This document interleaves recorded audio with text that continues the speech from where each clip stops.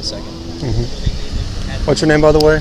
Lucas. Nicholas. Lucas. Oh, no, I'm Nicholas. Oh, okay. Lucas. I was like, no, that's I'd like to know the name of who I'm talking to. No, that's fine. But, Lucas. like, having the right to, like, have an abortion should be something that all people have because, first of all, no one, like, chooses people choose to, most people, at least, will choose to have children, but, like, it doesn't make sense why someone should be forced to carry the child if they don't want it. Well, when is it okay to murder a child? Can you give me I'm not saying, like...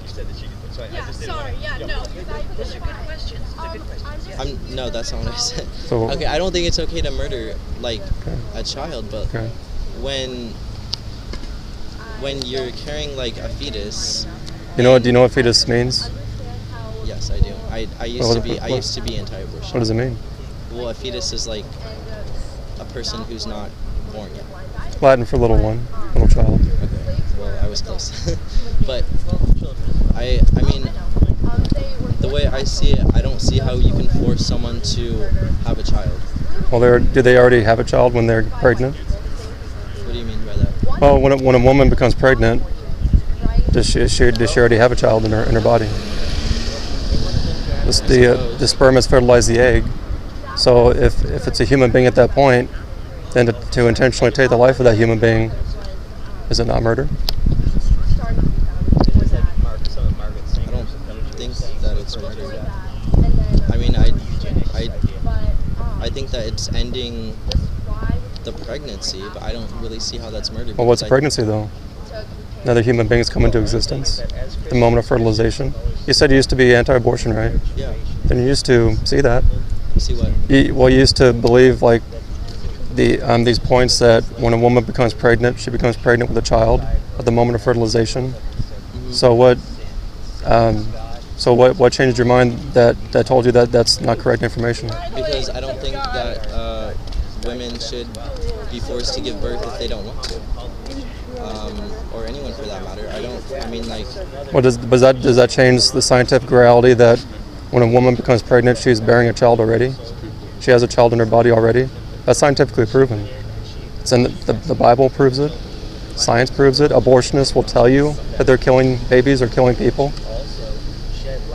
In fact, if you look inside of here, right here, you'll read those who actually are pro-abortion will tell you it's a human being, it's a baby, a child. And these are just some quotes. I could give even more quotes. I know that. Like, that's something but yet I've known for years. Well, pardon me? That's something that I've known for years. But you changed your mind. Yeah, I changed my mind because I don't see, I understand. I'm going to be honest with you. I appreciate honesty, thank you. It's terminating the life of the fetus. But what I don't understand is, morally, I don't see a problem with that. Why? Because you once did, right? Yeah, I once did. So what was it? Your feelings that changed your mind, or was it factual information? Was it facts that changed your mind? Because I realized after coming in contact with all different Hold on. Being surrounded by all different people who have experienced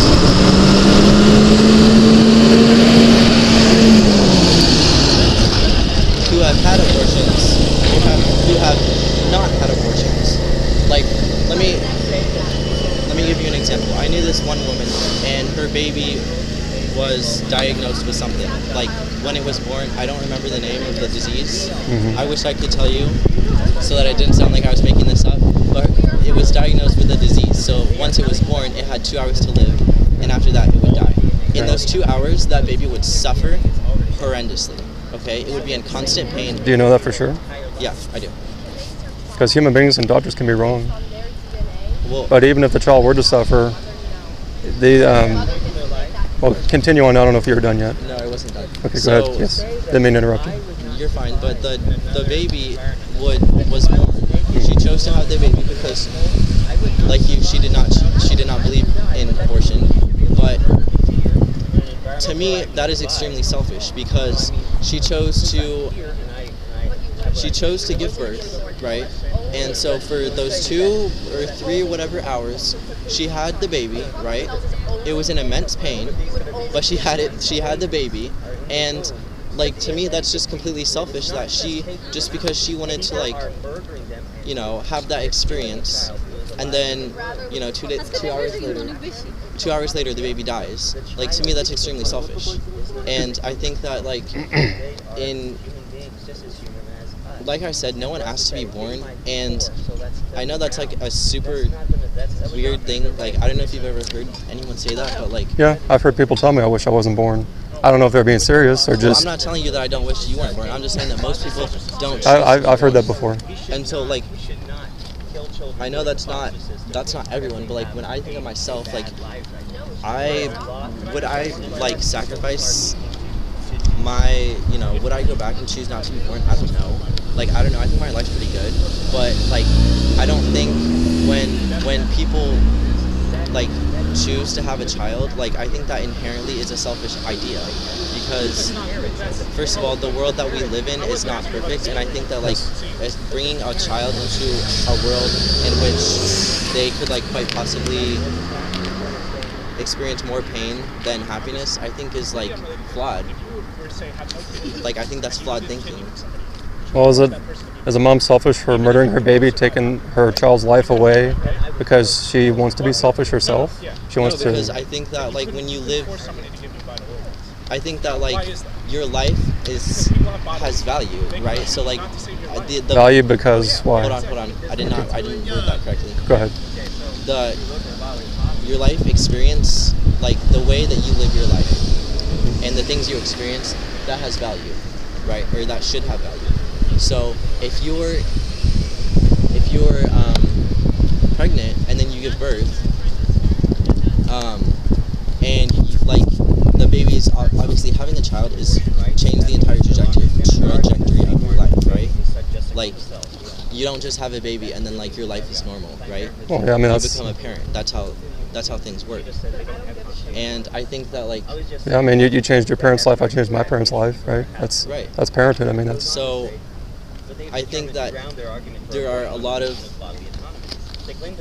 nuances when it comes to this, because I think that, like, sometimes people choose to get pregnant and then they realize that wasn't the best decision for them. And I think that, like, going through with a pregnancy it's not always the best thing, because I feel like that comes with a lot of emotional stress and a lot of emotional trauma. So, Lucas, do you profess to be a Christian? I believe in God. Okay. I'm a follower. I mean, I was raised Catholic, if that answers your question. Okay. Well, what about now? Like, do you consider yourself Catholic, Christian, or? That depends. Okay. I believe in Jesus Christ, and I believe that he was the greatest prophet in terms of loving your neighbor and just, like, loving people. And I think that, like, showing love and, like, acceptance to people is what, like, will make the world a better place. Yes, ma'am.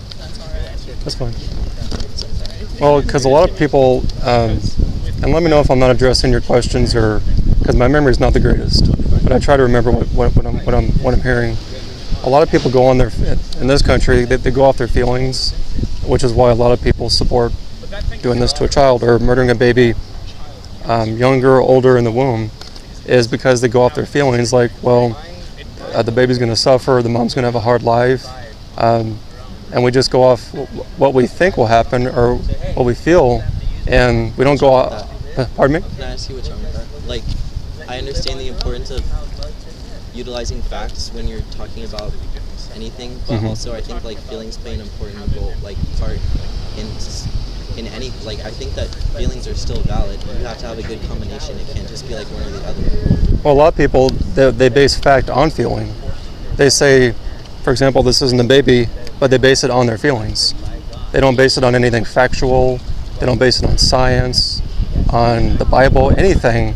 that's factual. Anything that is objective, and they base it on, well, I don't think it is because, well, my friend murdered her baby, my friend, whatever it may be, and we go on our feelings, and our feelings are very subjective. Our feelings change all the time, right?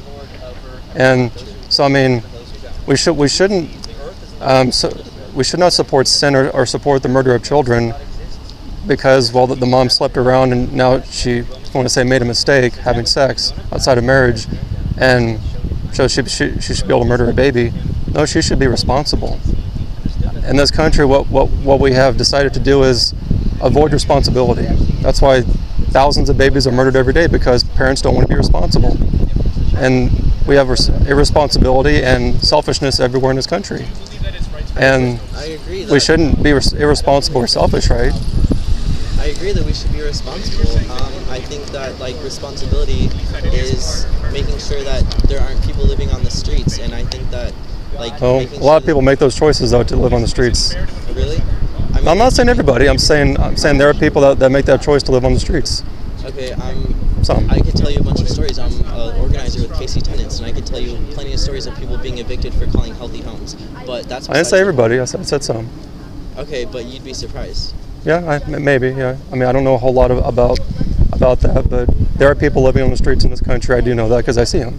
Right, and I think that if you provide people with homes, food, water, clean air, things that they just need to survive, I think that is more effective in reducing abortion. It has to start from the bottom up.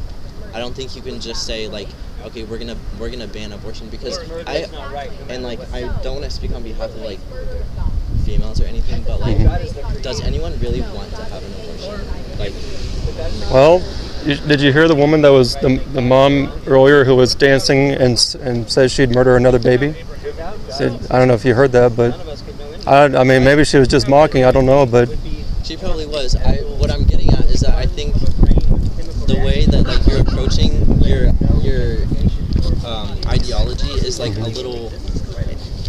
I don't think you can do this effectively from the top up. I think it has to start from the bottom up. And when you have that baseline of okay, everyone has access to these things that they need to live in a healthy, functioning society, and then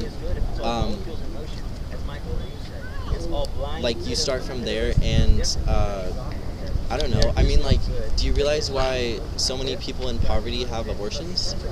It's because they financially they can't provide for their children, and so that's why. Do realize that we live in the richest nation in history on the face of the earth. I'm not saying everybody in this country is rich and that they have a big house, a nice car. I'm saying that compared to many people in this world right now, today, and throughout history, we're very rich. And a lot of people even living on the streets, they have access to all these things. I mean, I'm from Wichita. I drive by a place called the Lord's Diner all the time.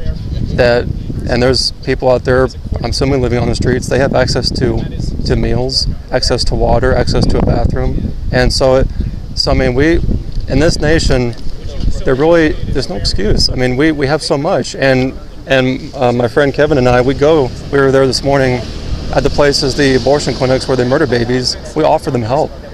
And I can tell you, I've been we both have gone out to the abortion clinics for years. I don't see many poor people going in, where they're driving beat up clunkers, or they're walking because they can't afford a car, or they're taking an Uber there. Now, these people have nice cars, and they're dressed nicely. I'm not saying everybody, I'm saying a lot of people, that the people I see go to these abortion clinics, they got a lot of money. They can afford it. They just don't want to be responsible. And we offer them help. So even if they were poor, we offer them help free of charge. And they don't want it. They want to murder their baby, and so they don't have to be responsible. That's the problem. It's really a problem of the human heart. The Bible says that the heart is deceitful and desperately sick.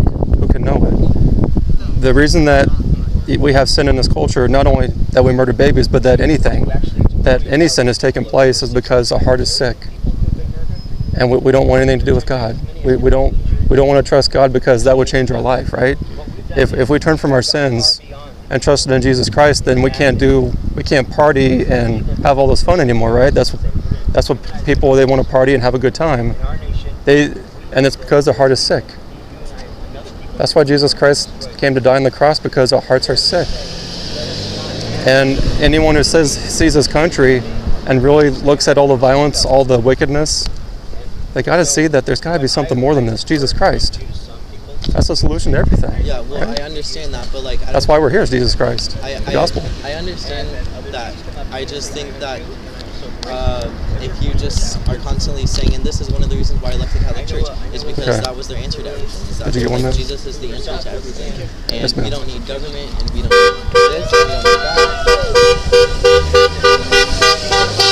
Well, I wish that they actually lived it out, because not to go into Catholicism, because I guess you're what? I'm sorry. Go ahead.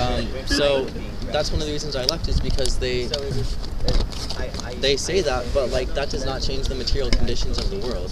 So you have people living in poverty, and you have people as a result of that, you have crime. Crime is a direct result of poverty. Okay, that's proven. I don't know about always, but go ahead. Yeah, but it is proven.